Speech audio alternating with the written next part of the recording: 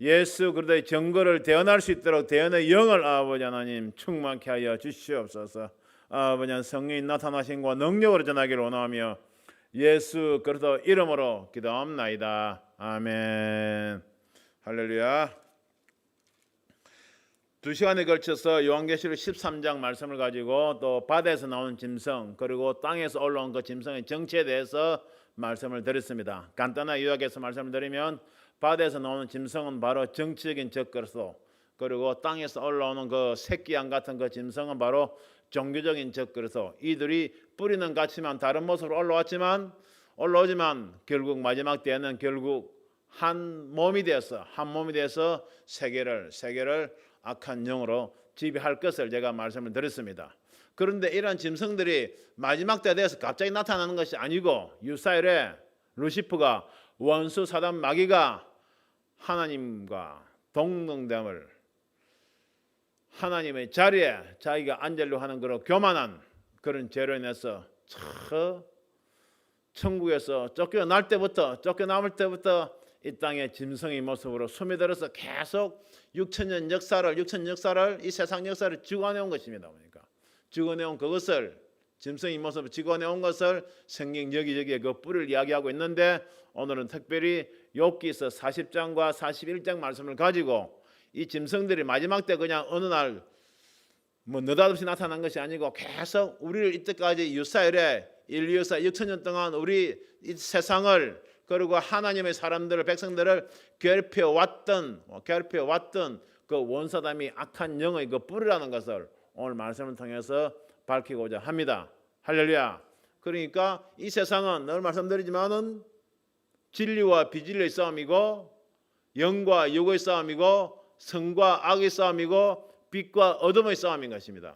할렐루야. 그러니까 할렐루야. 세상은 늘 이렇게 영적인 전쟁을 벌여왔지만 원수 사단 마귀는 시대마다 자기의 모습을 달리하면서 다른 모습을 계속 나타나기 때문에 정확한 영의 실체를, 어둠의 영의 실체를 분별하지 못한다면 마지막 때 살고 있는 우리가 미혹되기 쉬운데, 정확하게 말씀을 가지고 악한 영의 실체를 우리가 정확하게 분별한다면 세상 역사를 찍어내는 것이 바로 하나님의 허락하에 하나님의 백성들을, 주의 백성들을 미혹하기 위해서 역사한 원사단 마귀라는 것을 우리가 알 수가 있는 것입니다. 오늘 말씀을 통해서 그 실체를 밝히고자 합니다. 그러니까 요한계시록 13장 1절 말씀입니다. 1절 2절 말씀입니다. 내가 보니 바다에서 한 짐승이 나오는데 뿔이 여리어, 바다는 이 세상이라고 말씀드렸죠. 세상이라. 마지막 때 그 세상뿐만이 아니고 6천년이나 계속 되어 왔던 이 세상을 말하는 겁니다.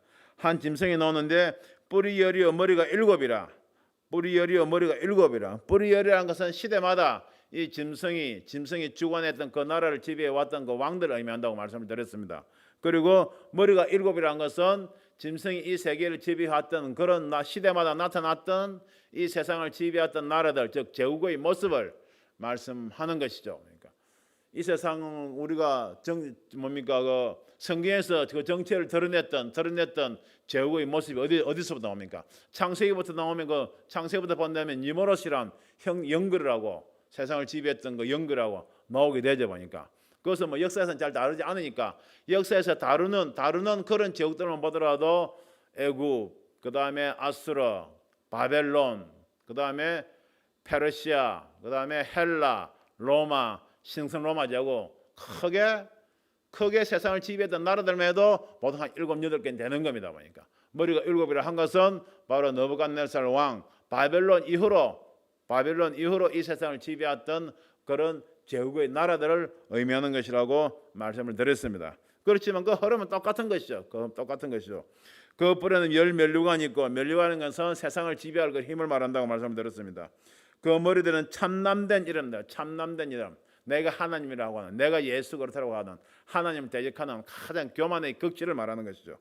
내가 본 짐승은 표범과 비슷하고 그 발은 거미의 발 같고 그 입은 사자의 입 같은데 용이 자기의 능력과 보좌와 큰 권세를 그에게 주었더라. 용, 즉 원수 사단 마귀가 자기의 능력과 보좌와 권세를 이 짐승에 졌기 때문에 이 짐승이 하나님 허락하에 이 세상을 지배해 올 수 있었던 것을 이야기하고 있는 것입니다. 그리고 마지막 때 나타나는 계시록 13장 1절 바다에서 나온 이 짐승의 정체를 옛날 선지자 다니엘도 똑같이 이야기를 했습니다. 우리 다니엘 7장 한번 보겠습니다. 다니엘 7장.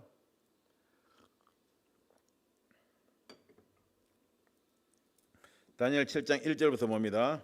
읽은 아김에도 계시록 13장을 통해서 말씀을 들었기 때문에 우리가 그 의미를 우리가 상세하게 깨달을 수가 있습니다. 바벨론 왕 다니엘 7장 1절입니다. 바벨론 왕 벨사살 원년에 다니엘이 그 침상에서 꿈을 꾸며 내 속으로 이상을 받고 그 꿈을 기록하여 그 일의 대략을 지술하니라. 그러니까 다니엘이 주로 느부갓네살 왕이라든지 왕들이 꿈을 해석을 해줬는데 지금 다니엘이 직접 하나님으로부터 꿈을 받는 모습을 말하는 겁니다. 다니엘이 진소하여 가로되 내가 밤에 이상을 봤는데 이상이라는 것은 보통 꿈이나 환상보다 더 상세한 것이죠. 더 입체적으로 보여주는 것을 말합니다. 하늘의 내 바람이 큰 바다로 몰려 불더니 역시 바다 이야기가 나오죠. 큰 짐승 넷이 바다에서 나왔는데 그 모양이 각각 다르니 큰 짐승 넷이 바다에서 나왔다. 세상을 지배하는 건 짐승들이 올라오는 그 모습을 이야기하죠. 이것을 마지막에 통틀어서 계시록 13장 1절에는 뭐라고 했습니까? 짐승이 나왔는데 머리가 7이라고 그랬죠. 짐승이 머리가 7이었는데 짐승의 머리를 여기서는 짐승 그 자체로 다니엘은 표현하고 있는 겁니다. 그러니까 머리가 뭐냐 짐승이 뭐냐 우리가 다툴 일이 아니고 그 뿌리를 정확하게 우리가 꿰뚫고 있다면 시대마다 조금 다른 모습으로 다른 표현은 나오지만은 결국은 이 세상을 지배하고 있는 원사람이 악한 영들 그냥 용이 지배하고 있는 그런 형태를 말하는구나 하는 것을 우리가 깨달을 수가 있죠. 그러니까 첫째는 사자와 같은데 독수리 날개가 있더니 내가 볼 사이에 그 날개가 뽑혔고 또 땅에서 들려서 사람처럼 두 발로 서게 함을 입었으며 또 사람의 마음을 받았으며 사자와 같다고 하죠. 계시록 13장 1절 말씀에 2절 말씀에 보면 그 짐승 속성이 나오는데 사자 같다는 표현이 있었죠. 바로 그 속성을 그들이 이야기하는 겁니다. 6절에 다른 짐승 곧 둘째는 공과 같은데 그것이 몸 한편을 들었고 그 입의 이 사이에는 새 갈빗대가 몰렸는데 그에게 말한 자가 있어 이르기를 일어나서 많은 고기를 먹으라 하였으며 그냥. 첫째 사자 같은 이런 짐승은 바로 바벨론을 의미하는 것이죠. 벨사살 왕 때 바벨론 그 제국 시대 때 다니엘이 꾼 이상이니까 바로 첫째 사자 같은 짐승은 바로 바벨론을 이야기하죠. 두 번째 공 같은 짐승은 새 갈빗대가 몰렸는데 그냥 그 주변 나라 다 물어뜯는 그냥 아주 강력했던 바로 그 페르시아를 의미합니다. 그러니까 6절입니다. 그 후에 내가 먼저 또 본 다른 짐승은 곧 표범과 같은 것이 있는데 그 등에는 새 날개 넷이 있고 그 짐승에 또 머리 넷이 있으며 이것은 페르시아 그 다음에 나타났던 바로 헬라 제국을 의미하는 것이죠. 헬라 제국을 의미하는 그 짐승에 또 머리 넷이 있으며 그랬습니다. 이것은 헬라 알렉산더 사후의 짐승 네 장군의 후계자가 나왔죠. 이제 그 모습을 구체적으로 이야기하고 있는 겁니다. 그리고 이 짐승의 특징이 표범같이 얼마나 빠르고 그냥 광배했습니까? 바로 그런 짐승들의 특성을 쉽게 말해서 이 세상을 지배했던 그런 제국들의 속성을 그대로 사자 같고 공 같고 표범 같은 이 땅에 가장 파괴적이고 힘이 세고 아주 뭐라고 할까요? 그냥 아주 포악한 그런 짐승들의 모습을 통해서 제국들의 속성을 그대로 표현하고 있죠. 7절입니다. 내가 밤 이상 가운데 그 다음에 본 넷째 짐승은 무섭고 놀라우며 또 극히 강하며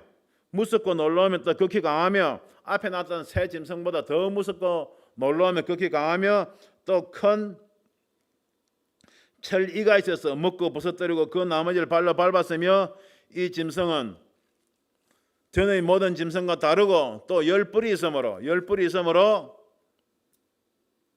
내가 그 뿔을 유심히 보는 중 다른 작은 뿔이 그 사이에서 나더니 먼저 뿔 중에 셋이 그 앞에 뿌리까지 뽑혔으며 그랬죠. 이것은 헬라 제국에서 내 후계자가 있었는데 그 네 뿔 중에서 한 뿔이 올라오면서 나머지 세 뿔을 다 부서뜨리고 한 뿔이 이제 이 세계를 지배하는 그런 나라를 일선 모습을 이야기하는 겁니다. 이 나라가 바로 로마 제국이었죠. 그러니까 헬라 제국 다음에 나타났던 바로 로마 제국이었죠. 그러니까 이 작은 뿔에는 사람이 눈 같은 눈이 있고 또 입이 있어 큰 말을 하였느니라. 그런데 이 로마 제국 정신이 바로 그 다음에 나타난 신성 로마 제국, 황제권과 교황권이 합쳐지는 큰 어떤 권세를 이뤘고 그것이 잠깐 없어진 것 같지만 마지막 때 적그리스도 정치적인 적그리스도와 종교적인 적그리스도 합쳐지면서 짐승의 연합 국가가 나타나서 단일 정부로 단일 종교로 이 세상을 지배할 모습을 그대로 통탈해서 그냥 복합적으로 그대로 이 작은 뿔 하나가 그대로 나타나고 있는 것입니다. 그러니까. 조금 넘어가겠습니다. 17절입니다. 17절 다니엘 7장 17절 이 짐승들의 모습을 다니엘은 환상 속에 이상 속에서 그대로 해석도 받았죠. 그러니까 말씀이 그대로 해석을 하고 있습니다. 다니엘 7장 17절입니다. 그 내 큰 짐승은 내 왕이라고 그랬죠. 세상에 일어날 것이로되 그냥 바벨론 후에 일어날 그런 왕들, 제국들, 나라들을 말씀하는 것이죠. 지극히 높으신 자의 성도들이 나를 얻으리니 그 누림이 영원하리라.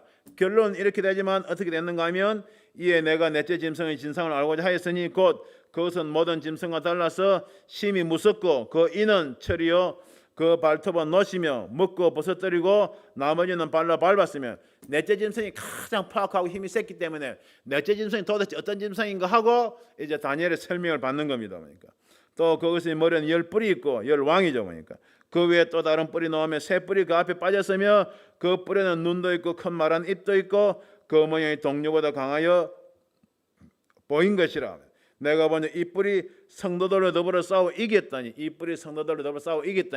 로마 신성적으로 로마 제국의 모습 나타났지만은 이 뿔을 이 세상에 나오게 한 용이 바로 마지막 때 다시 한번 적그리도와 그 짐승 정부에게 힘과 능력을 주면서 권세를 주면서 마지막 때 이 땅에 있던 성도들을 핍박하면서 싸워서 이기게 하리라는 바로 그 말씀을 지금 성경 기록하고 있는 것입니다.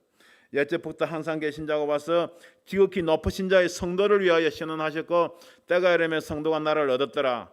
모신 자가 이처럼 이르매 넷째 짐승은 곧 땅의 넷째 나라인데 이는 모든 나라다 달라서 천하를 삼키고 밟아 부서뜨릴 것이며 마지막 때 이 세상을 지배할 적그리스도 짐승 정부를 의미하죠.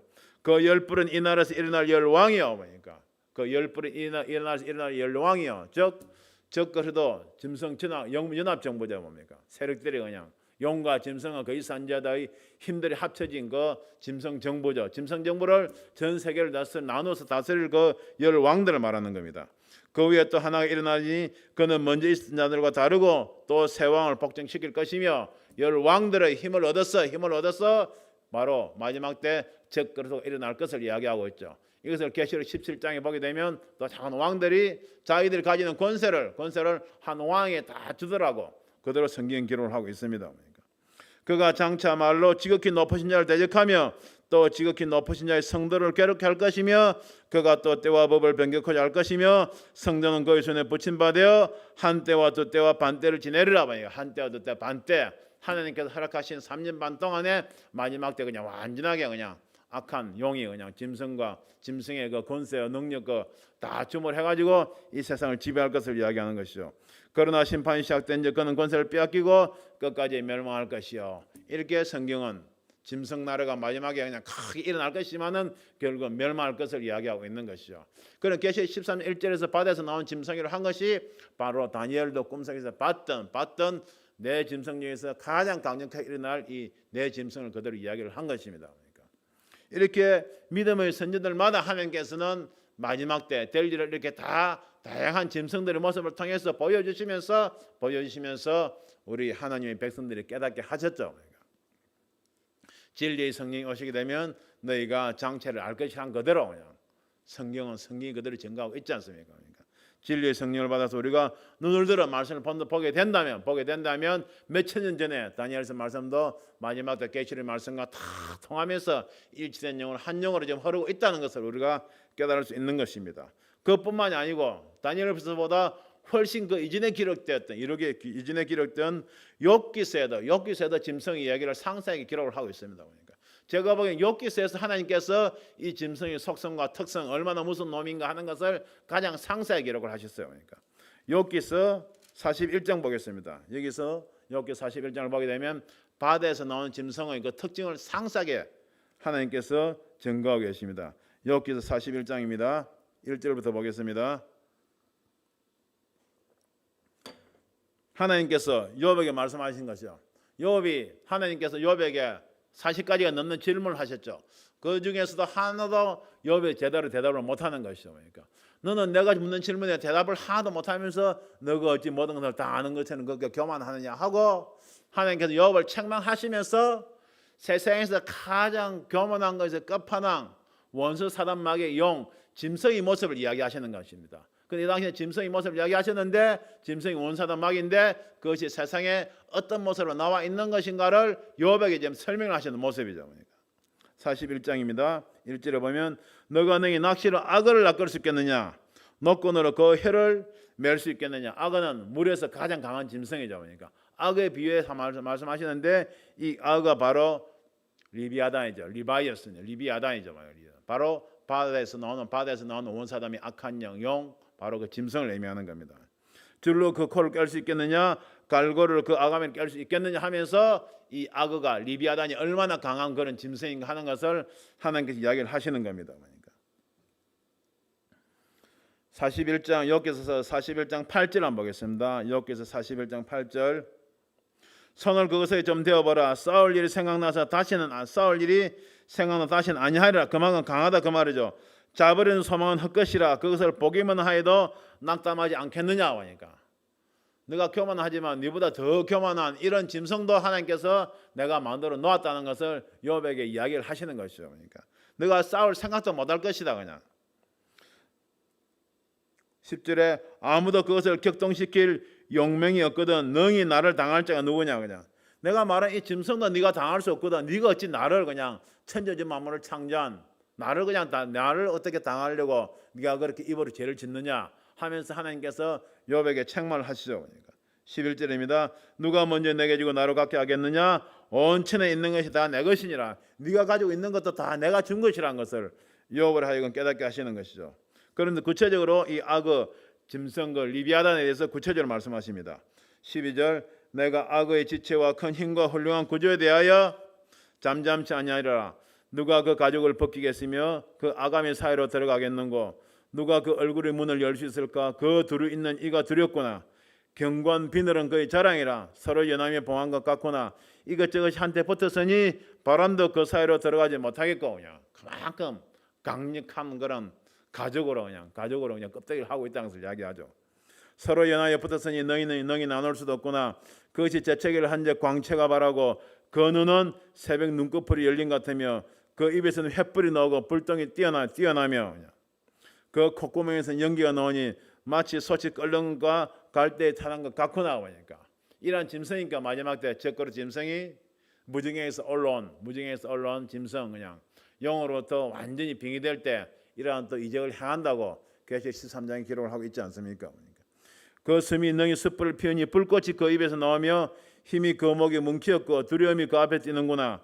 그 살의 조각들의 소리가 나고 그 몸에 견고하여 움직이지 아니하며 그 마음이 돌같이 단단하니 그 단단함이 맷돌 아랫짝 같구나. 그 단단함이 맷돌 아랫짝 같구나. 세상에서 가장 강력한 거 돌 중에 하나가 맷돌 아랫짝 돌이죠. 보니까 그렇게 강하다 그 말입니다. 보니까 근데 사람이 네가 아무리 그냥 똑똑하고 교만하고 한들 어찌 이러한 짐승을 뚫을 수 있겠느냐 하고 하나님께서 반문하시는 것이죠.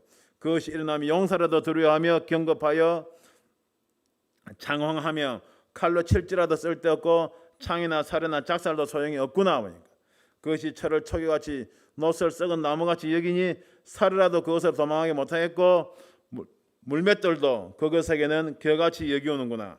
몸뚱이도 금불같이 보고 창을 던짐을 우습게 여기며 30절입니다. 그 배 아래는 날카로운 와륵 같으니 와륵 기와죠. 배 아래 가죽이 그냥 기와 같으니까 얼마나 단단한 것을 이야기하고 있지 않습니까? 진흙 위에 타작기같이 자취를 내는구나. 깊은 물로 솥의 물이 끓은 것 같게 하며 바다로 젓는 향기름 같게 하고 자기 뒤에 광채나는 길을 내니 사람이 보기에 바닷물이 백발 같구나. 땅 위에는 그것 같은 것이 없나니 두려움 없기에 지음을 받았음이라. 그러니까 이렇게 강력한 것도 여호와 내가 지었다고 하나님께서 이야기를 하시는 것이죠. 그런데 34절입니다. 모든 높은 것을 낮게 보고 모든 교만한 것의 왕이 되느니라. 누가? 바로 악어 리비아단 이 짐승이 바로 세상의 모든 높은 것을 낮게 보고 모든 교만한 것의 왕이 된다고 이야기를 하고 있는 겁니다. 바로 욥기서에 기록한 이 리비아단, 이것이 바로 다니엘에서 나타난 바다에서 올라온, 바다에서 나오는 그 내 짐승 중에서 가장 강력한 짐승의 모습으로 나왔으며, 계시록 13장 1절에 바다에서 짐승이 나오는데 그 속성이 뭐라고 했습니까? 사자하고 표범과 공 같은데 그 머리에는 7머리가 있고 10뿔이 있는, 마지막 때 세계를 지배할 적그릇으로 나올 그런 짐승의 정체에 대해서 하나님께서 욥기서 41장 말씀을 통해서 정확하게 이야기를 하고 계시는 것입니다. 할렐루야. 이것이 무엇을 말합니까? 즉 마지막 때 나타날 적그릇으로 나오는, 마지막 때 돼서 그냥 갑자기 나타난 것이 아니고 인류 역사 4,000년 동안에 계속 6,000년 동안에 이 인류를 괴롭혀왔던 바로 그 원사단 마귀 용, 그 짐승이라는 것을 성경 그대로 밝히고 있는 것입니다. 보니까 이 짐승의 정체를 그대로 성경 이야기하고 있습니다. 그대로 이야기하고 있죠. 그러니까 이사야서 27장 1절에 보게 되면 그날에 여호와께서 그 견고하고 크고 강한 칼로 날랜 뱀 리오야단, 리비아단이죠. 악어죠. 그러니까 곧 꼬불꼬불한 뱀 리오야단을 벌하시며 바다에 있는 용을 죽이시리라. 누가? 여호와 하나님 그 견고하고 크고 강한 칼, 그냥 히브리 4장 11절 말씀처럼 그냥 관절과 골수를 찔러 쪼개는 그냥 하나님의 신뢰한 그 말씀의 검, 그것이 아니면 원수사 마귀를 세상의 그 어느 무엇으로도 찔릴 수 없다는 것을 성경이 이야기하고 있죠. 이것을 단호하게 이사야 선지자는 리오야단, 이것이 바로 용, 원사단 마귀라고 그대로 딱 증거를 하고 있는 것입니다. 일반적으로 그냥 전설적 동물이 아닌 것입니다. 보니까 다시 말씀드리면 전설적의 동물의 모양으로 그냥 원사단 마귀가 역사 속에 그 자체를 자꾸 감춰 왔었죠. 그러면서 사람들의 그냥 경배를 받으면서 전설적 동물이 마냥 왔지만은 마지막에는 그 정체를 다 드러낼 것을 성경이 이야기하고 있는 겁니다. 시편 74편 13절 14절에도 보면 시편 74편 13편 14절 주께서 주의 능력으로 바다를 나누시고 물 가운데 용들의 머리를 깨뜨리셨으며 할렐루야. 그러니까 악의 머리를 파쇄하시고 그것을 사막에 거하는 자에게 식물로 주셨으며, 용들의 머리, 악의 머리를 다 짐승의 머리를 파쇄하신단 말이에요. 누가? 여호와 하나님께서.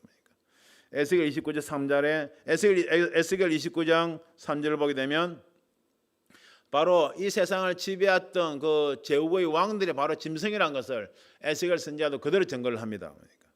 에스겔 29장 3절에 너는 말하여 이르기를 애굽 왕 바로야 내가 너를 대적하노라 너는 자기의 강들 중에 누운 큰 악어라. 큰 악어라. 뭐라고 하겠습니까?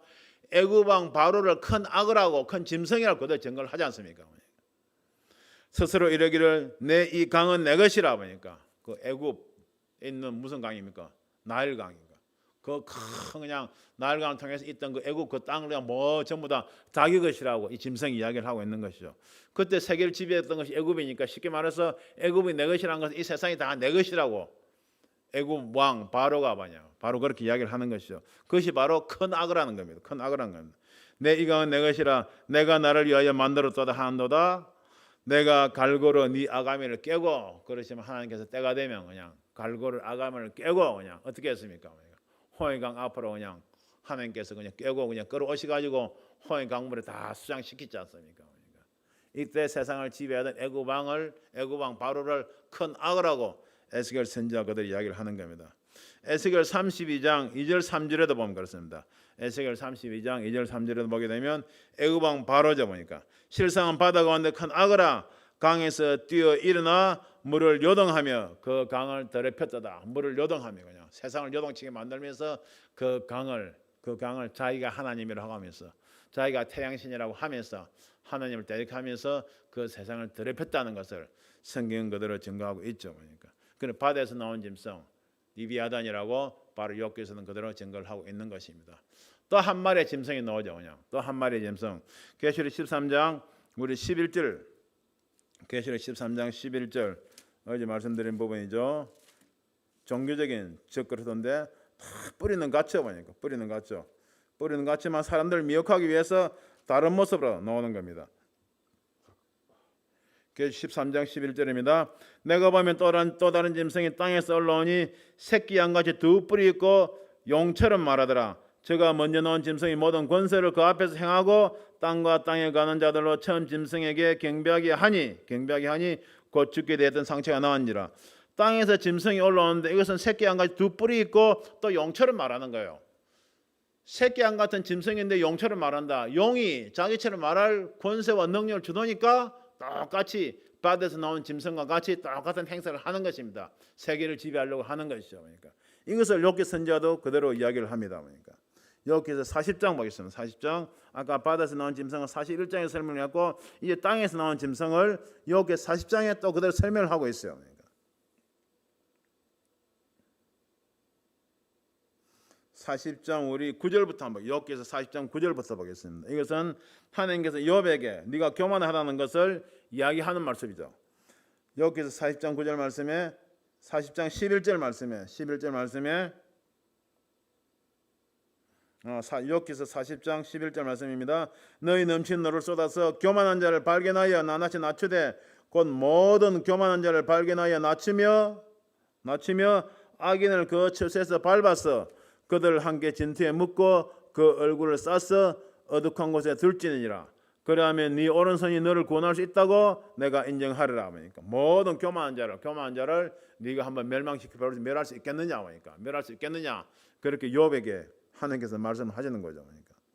그러니까 네가 교만하다는 것을 네가 인정을 하라는 말씀이죠. 15절입니다. 이제 그 짐승이 있는 정체가 나옵니다. 이제 소같이 풀을 먹는 하마를 볼지어다. 이건 하마라고 이야기했어. 아까는 악어라고 했는데 이거는 여기 이제 하마라고 하죠. 하마 보니까 하마의 원어는 바로 비히모스입니다. 비히모스, 비스트의 원어죠. 비스트의 원어, 비히모스 짐승이죠. 보니까 볼지다 내가 너를 지은 것 같이 그것도 지었느니라. 보니까 하나님께서 지은 짐승이란 말이죠. 그 힘은 허리에 있고 그 세력은 뼈의 힘줄에 있고 그 꼬리치는 것은 백향목이 흔들리는 것 같고 그 널쩍다리 힘줄은 서로 연락되었으며 그 뼈는 녹관 같고 그 가리대는 철장 같으니 아까 악어를 설명한 것과 못지않는 그렇게 아주 강한 그런 짐승임을 이야기하고 있죠. 그 뼈는 녹관 같고 그 가리대는 철장 같으니 갈비뼈 말하죠. 그냥. 그것은 하나님의 창조물 중에 어뜸이라 보니까 하나님께서 그것을 인정을 하시는 겁니다. 하나님의 창조물 중에 어떤 짐승인 것을 하나님의 창조물 중에 어떤 누굽니까? 바로 원사단마귀 바로 루시퍼였죠.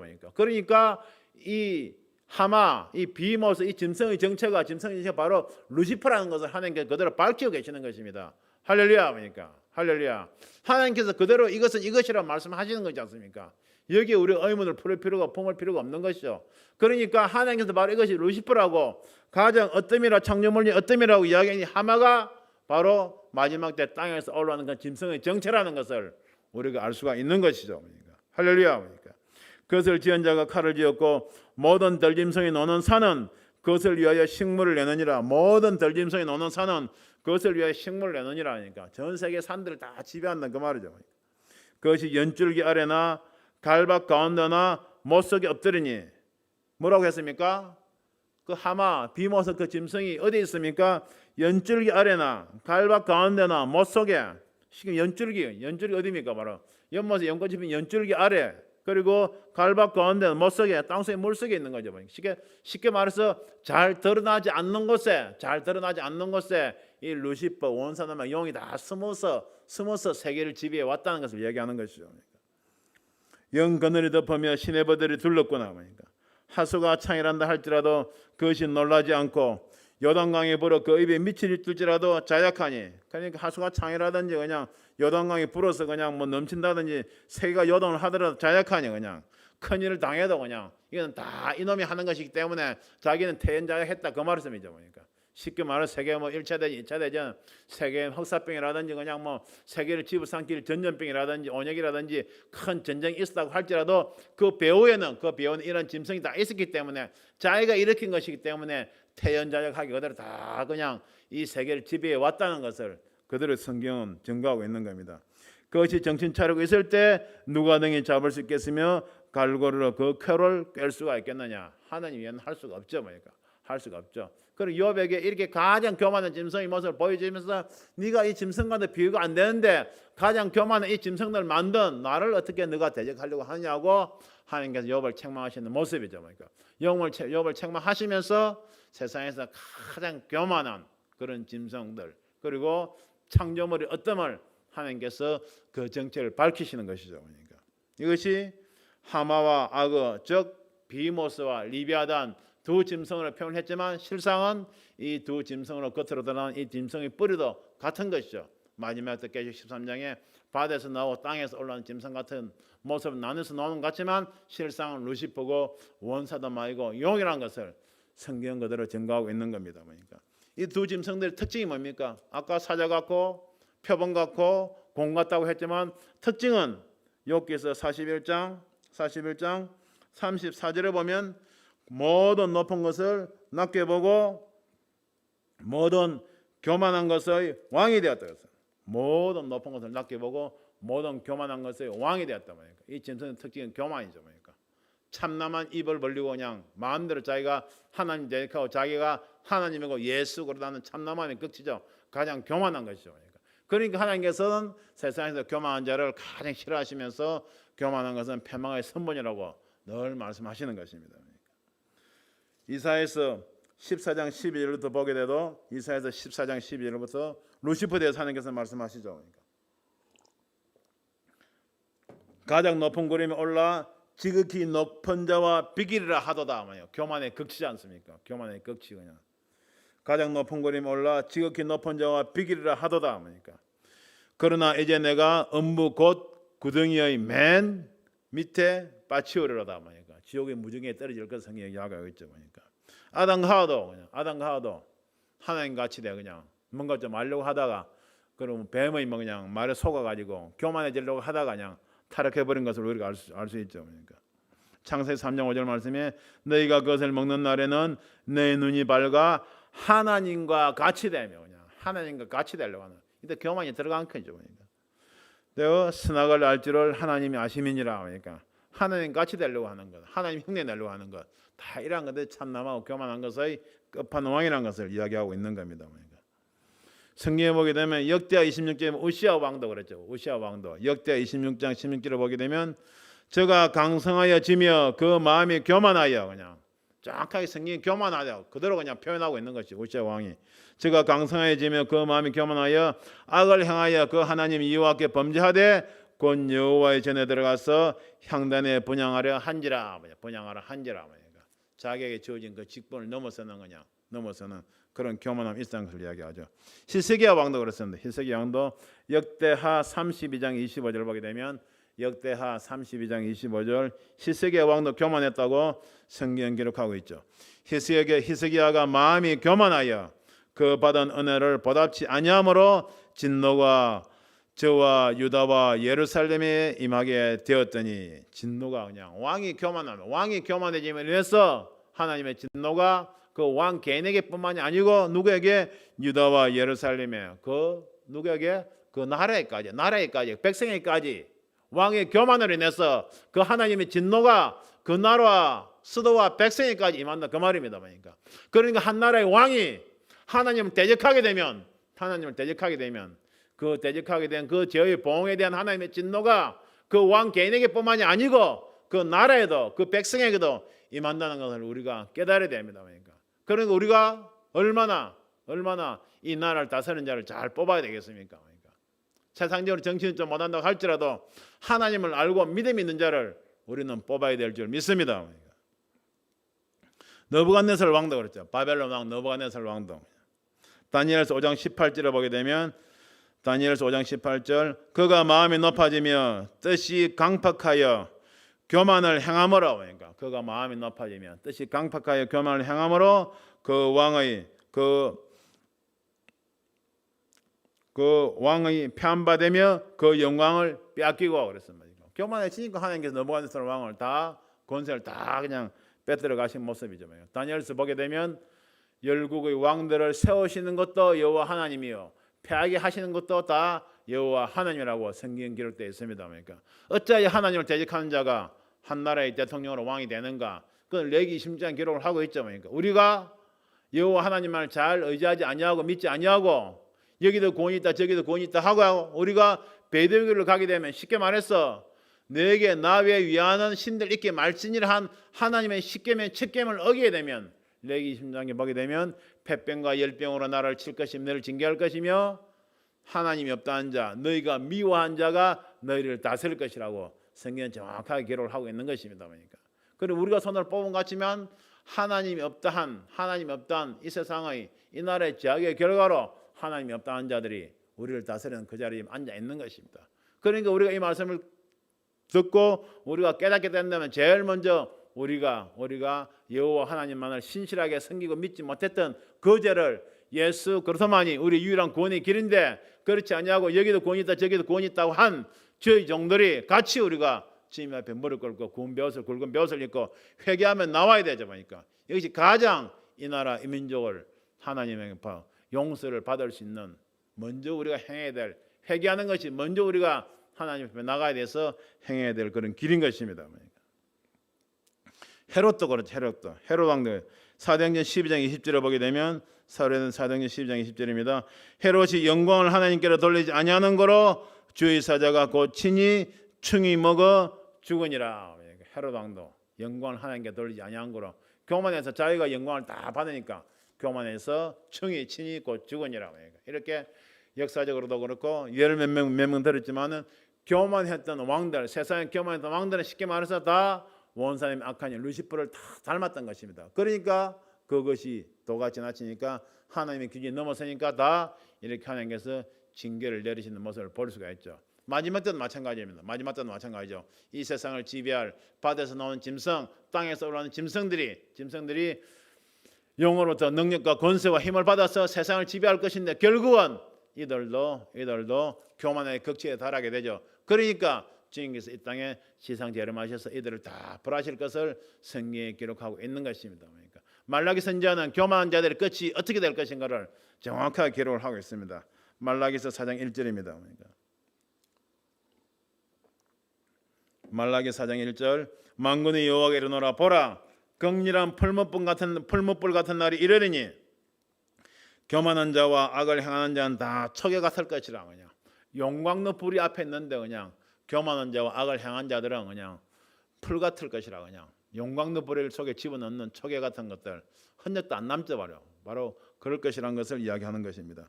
그 이르는 날이 그들을 살라 그 뿌리와 가지를 남기지 아니할 것이로되.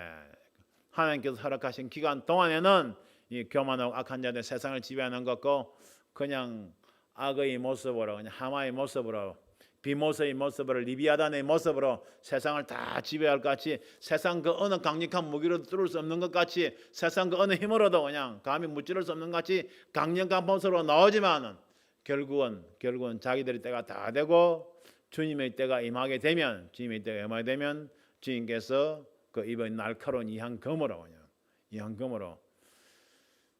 아구와 하마 리비아단과 비모스의 관절과 골수를 찔러 쪼개며 다 멸할 것을 성경 기록하고 있는 것입니다. 그것을 말라기 선지자도 예언을 했고 마지막 때 그대로 이루어질 것이죠. 그러니까 다시 한번 말라기 4장 1절 낭독합니다.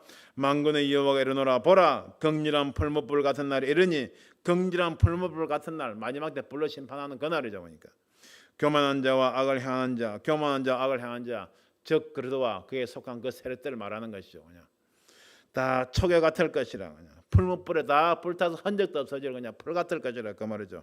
그 이르는 날이 그들을 살라 그 뿌리와 가지를 남기지 아니할 것이로되. 할렐루야. 그러니까 하나님께서는 마지막 때 교만한 자와 악한 자를 다 멸하실 것을 성경 전체를 보더라도 세상 6천년 역사를 다 하나님께서 허락하신 가운데 이 오면서도 이렇게 될 것을 군데군데 믿음의 선지자들을 통하여 이렇게 하나님의 백성들이 이러한 말씀을 붙잡고 견디고 정말 믿음을 지킬 것을 우리에게 말씀을 계속 주고 계시는 것입니다. 할렐루야. 아무쪼록 마지막 때 세상이 정말 원사님의 악한 용들 짐승의 집을 삼킬 것 같이 우리에게 두려움을 주고 오지만은 우리는 이러한 말씀을 붙잡고 그들의 끝은 얼마 남지 않았고 풀무불에 불타 없어져 사라져 흔적도 없어져 버릴 촉에 같은 그러한 짐승들의 정체를 우리는 꿰뚫어 보면서 성령의 그날을 우리가 미리 노래하면서 그냥 하루하루 이 땅을 이겨 나가시길 주님의 이름으로 축원드립니다. 할렐루야. 우리 말씀 붙잡고 같이 기도하겠습니다. 주여 한번 붙잡고 짐승의 정체를 알았으니 우리가 세상을 두려워하지 아니하게 하여 주시옵시고 하나님이 주시는 힘과 능력으로 말씀으로 세상을 이기며 우리가 하루하루 살아가게 달라고 기도합니다.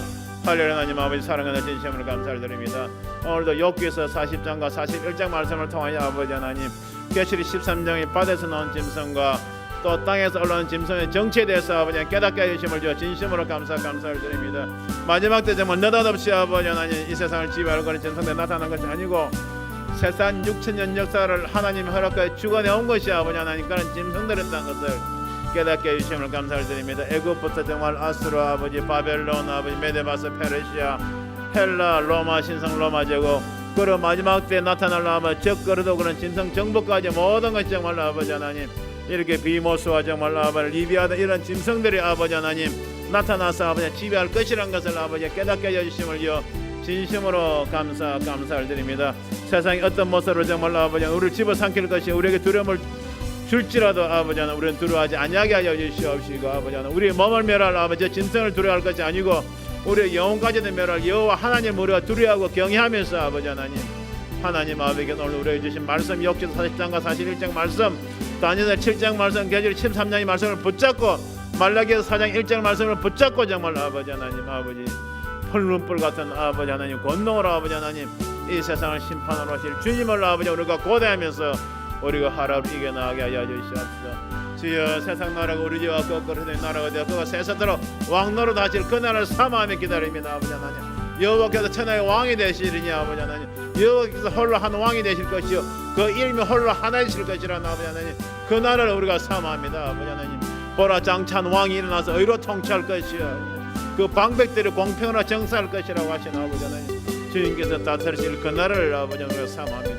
아버지 주님께서 다스리실 그 나라에 되면 주님께서 천군 천사와 아버지 충신과 진실의 힘으로 빛부른 옷을 입고 하나님 말씀 빛부른 옷을 입고 아버지 하나님 주여 백마를 타고 이 땅에 지상제를 마실 것인데 그래야 적그리와 그 세력들 다 무찌를 것인데 아버지 하나님 그 날을 우리는 믿음의 정말로 아버지 하나님 기다립니다. 할렐루야. 하나님 아버지 코로나는 정말로 이 세상을 집어삼킬 때 다가오지만 아버지 하나님 우리는 두려움이 없습니다. 두려워하지 아니하게 하여 주시옵시고 아버지 하나님 담대하게 예수 그리스도 이름으로 아버지 하나님 짐승의 정체를 밝히며 아버지 하나님 우리가 담대하게 나아가게 하여 주시옵소서. 주여 도와주시옵소서. 역사하여 주시옵소서.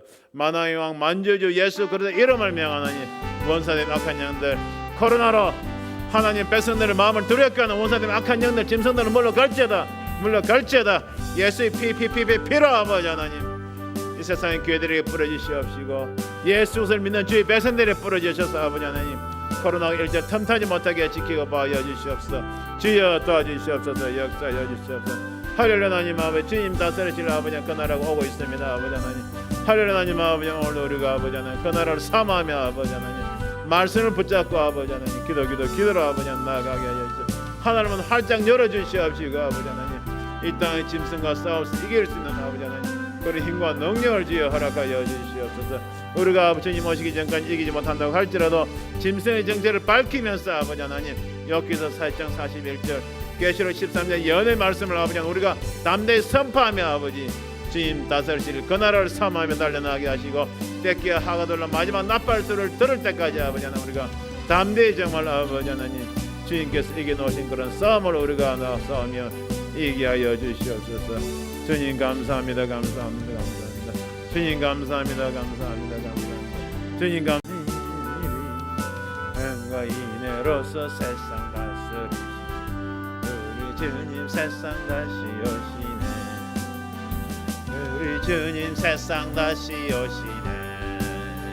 할렐루야. 주님 다시 오시네. 악한 짐승 결박하고